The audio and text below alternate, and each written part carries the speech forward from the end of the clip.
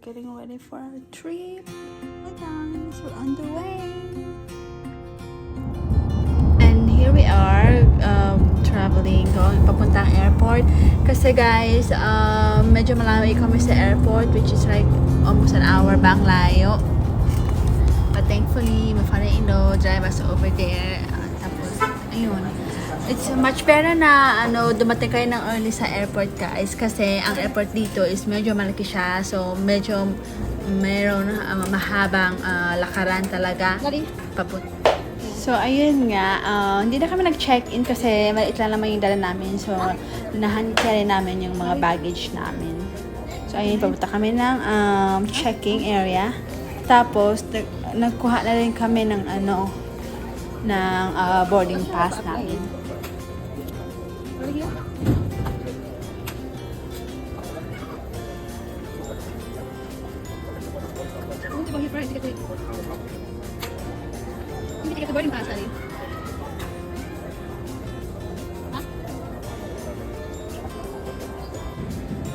And here we are guys, naglibot-libot muna kami sa loob ng airport after checking.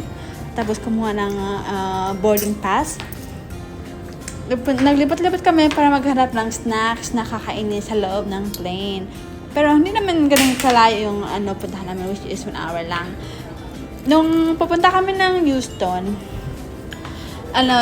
mag-start na sila mag-give ng drinks sa plane. Kaso, nung nag-start na nagbabump na yung plane sa ere, ayun, tinigil nila. So, to say, di kami nakakuha ng mga drinks. Ayun, but thankfully, we have our own drinks na binili namin doon sa loob ng airport. And here we are, nakapasok na kami. Ayan, nasa linyahan na kami papasok ng plane. Sa nasa loob na kami ng plane. But actually guys, to be honest, medyo kinakabahan ako kasi it's been 5 years nung ako ng plane, nag-ride ako ng plane. But thankfully naman, kasi may kasama ako. At yun na nga, mabilis lang ang 1 hour, kaya ayun na nga, nakarating na kami ng Houston. Tapos, napunta pa kami ng garage, nag-antay doon ng Uber. Nag-Uber lang kasi kami punta doon kasi wala kami sasakyan. Oh, wait, here. You wanna leave the bag?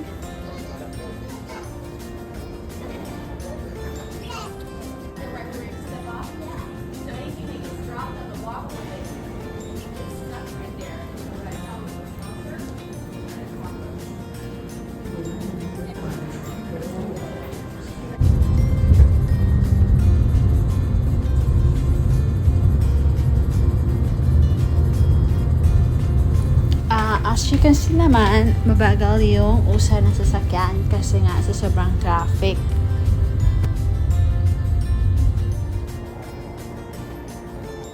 At syempre, dumating na kami ng Marriott Hotel ng Houston. So far naman, yung travel from Louisiana to Houston is 1 hour lang. Pero yung traffic, di ba mapipigilan. So, nag-decide na lang kami na mag-flight na lang kasi 1 hour lang.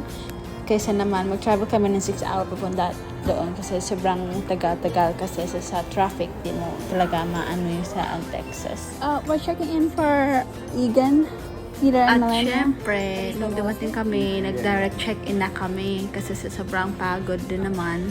More than 40 hours, 40 minutes kami na traffic. Kasi sa 2 o'clock doon sa Texas, on the way na papuntahan namin, is super traffic talaga. Ang bagal talaga ng usad ng traffic. So, we decided to check in. And then, pagbigay sa amin ng ladies counter yung room namin, nagkamaling asawa ko, akala niya mali yung binigay sa kanya, or in fact naman talaga tama. So ayun, nag-akit baba kami ng first floor to 6th floor, bumaba kami ng 6th floor to 4th floor kasi akala namin nawawala kami kasi sa sobrang laki ng Marriott Hotel doon, hindi mo talaga maiiwasan mawala.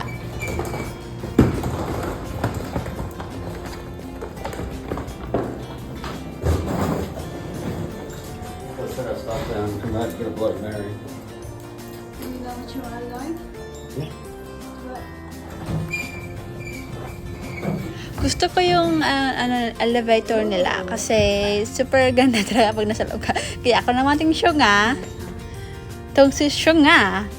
Baba at kaya gamit ng the same, gamit ng the same elevator. Kasi super ganda naman talaga. Pag pupunta ka lang pataas at pababa na yung makikita mo lahat. Tapos yung mga gala ng tao sa baba.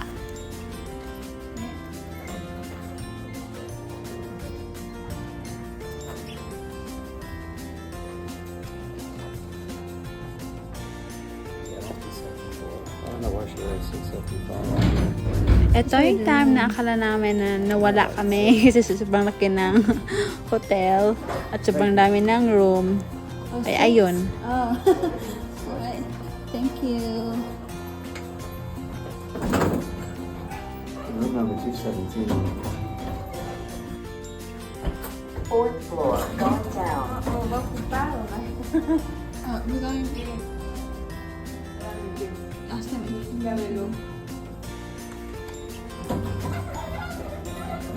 Floor, going up.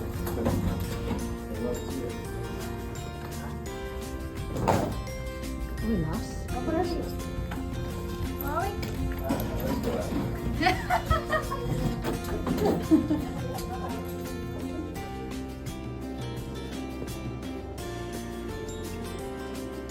We're too far from the elevator. So, ayun, nag-stop pa kami sa bar ng hotel. Uminom na kami ng, yung asawa ko, umulra siya ng drinks, but ako naman, pan-apple juice lang.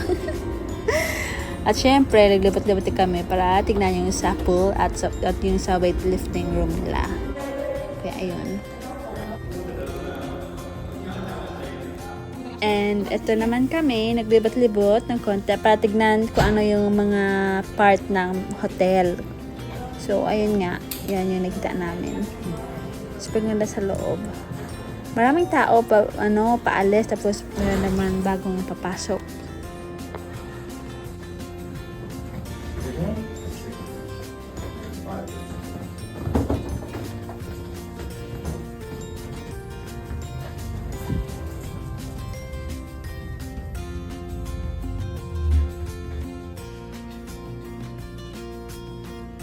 Fourth floor, going up.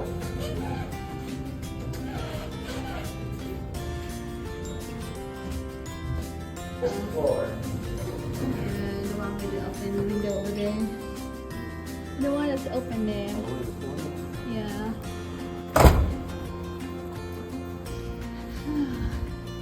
This is like a horror. As you can see guys, marami silang room. So, hindi mo talaga maiiwasan na mawawala ka minsan. You may easily get lost here.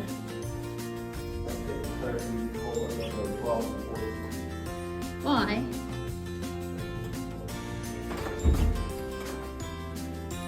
Oh. At ayan, tinitur ko kayo sa loob ng room namin. Hindi man siya, kalakihan. Pero ang mahal talaga ng isang gabi. And over there. I'm vlogging. What? I'm going to Korea. And coffee? Yeah, you made it rug too, I know. Huh? You'll be asking me to rug. Why not? After all, I'm on with the power Twitter again. Oh. And 2 bedrooms. And that's all.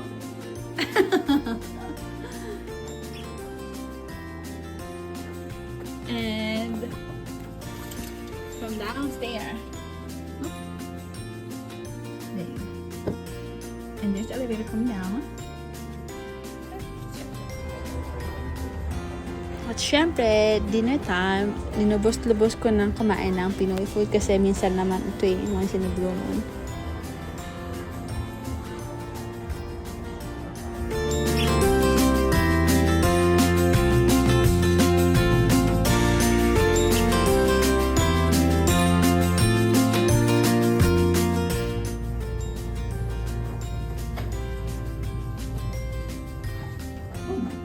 I thought you bullshit. First We'll floor. add 15 minutes.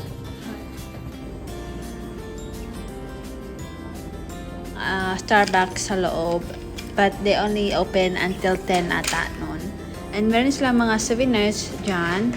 Meron silang mga snacks. Tapos some kakailanganin pang sarili.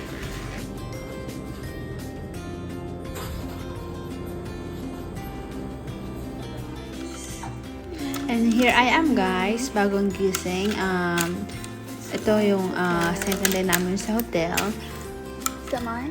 Kailangan namin mag-check out ng early kasi yung appointment ko is 10:30. So, kailangan namin aalis ng mga 9. But hindi naman kalayaan yung pupuntahan namin. It's for like 4 to 5 minutes lang na drive. But of course, yung kaantay namin sa Uber, medyo matagal din yun. Depende yun sa kung kailan sila darating.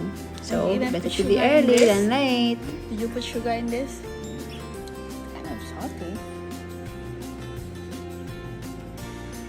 Might was later.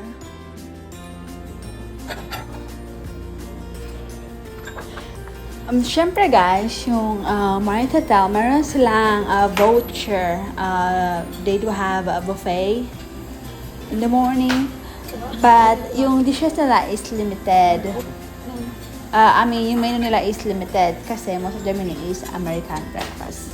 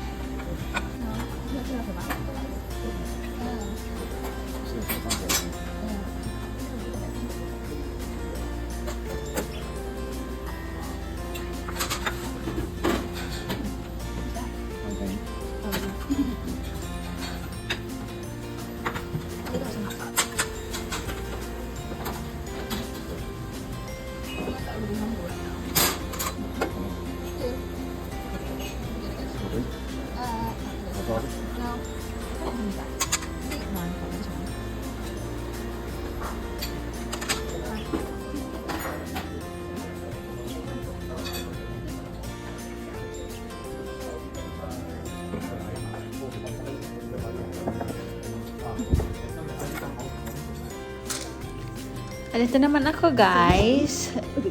Na-flex ko yung mga susuotin ko, which is I'm very happy after 5 years na nasa loob ng closet ko. Today ko may isusuot, which is my special day.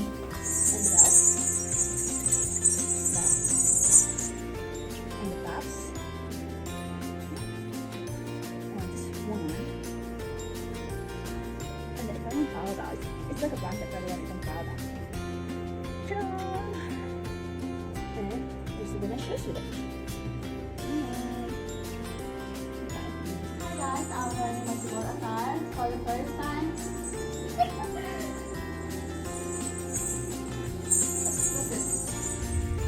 Syempre, since nag-flight kami, nag-book kami ng Uber. Kung saan kami pupunta, lagi kami nagbo-book ng Uber. And now, this is the time na pupunta kami ng Philippine Embassy kasi sabi daw nila, early an hour daw papunta doon. And of course, 45 minutes lang ang layo ng hotel namin from Marriott to Philippine US Embassy.